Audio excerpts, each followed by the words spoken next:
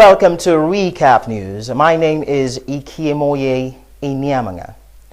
The diversification of the economy of Bayelsa State is something that the present administration is taking very seriously. To make this a reality, the state government last week signed a memorandum of understanding with Julius Berger to construct a business park in Yanagwa. Now, Governor Serica Dickson signed an agreement at the headquarters of the company in Wiesbaden, Germany, and urged Julius Berger not to see itself as a contractor, but a development partner that has a stake in the state. Now, what a way of wooing investors.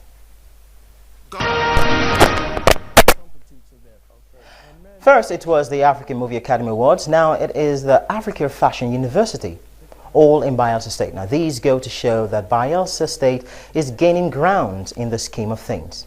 Now, last week, the state governor, Honorable Serica Dickson, appreciated the World Fashion Organization Africa for approving Bayelsa as the host to the first fashion university in Nigeria.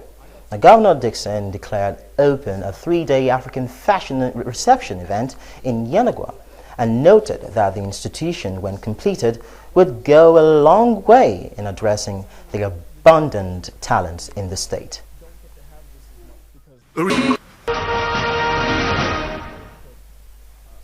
Now, one way the economy of a nation could grow is through meaningful investments, and a country that does not create an environment for investors to thrive is heading for serious crisis.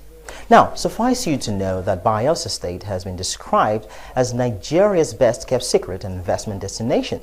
And the state governor, Honorable Serica Dickson, made this remark in London at the official opening ceremony of the Bayelsa State Development and Investment Corporation International Office in London. Let's see that.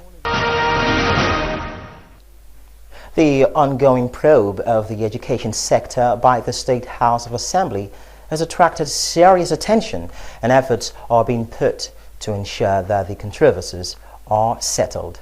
Now, thus, the Speaker of the State House of Assembly, Right Honorable Kamboye Benson, reiterated the role of the legislature to perform its oversight functions. Now, according to the Speaker, the exercise was not intended to witch hunt persons occupying positions of trust, but an interactive session aimed at addressing anomalies in the sector.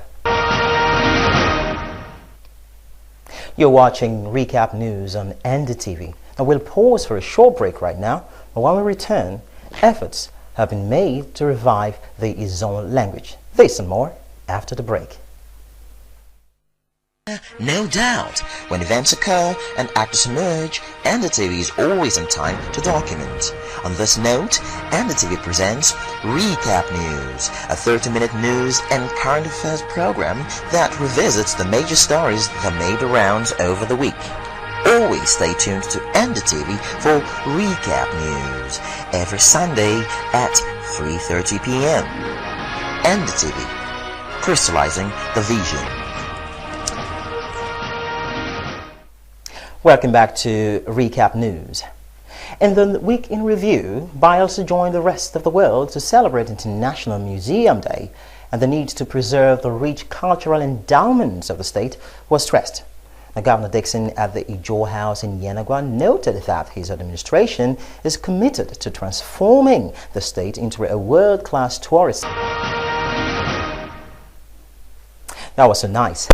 Now, everywhere in the world, efforts are being made to ensure languages do not go extinct.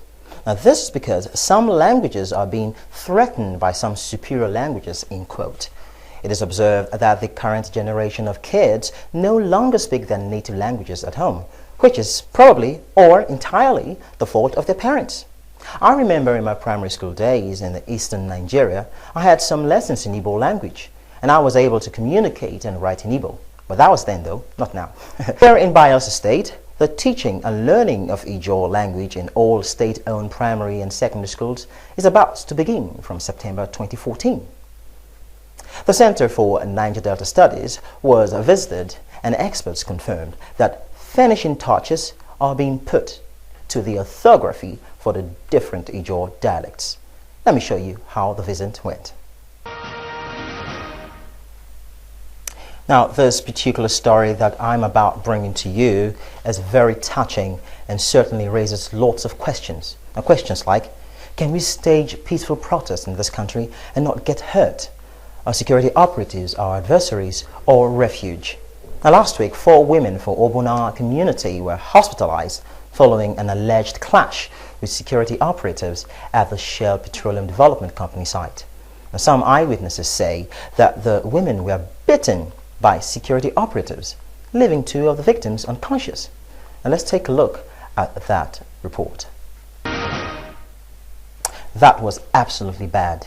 Now, for some time now, following the completion of the Etegwe-Tombia-Masama road, the rate of motor accidents along the road has constituted a source of worry to authorities as well as road users. On Thursday last week, an accident involving a burial convoy occurred at the Barantara Junction along the Etegwe-Masama road, and I felt I should revisit that story again.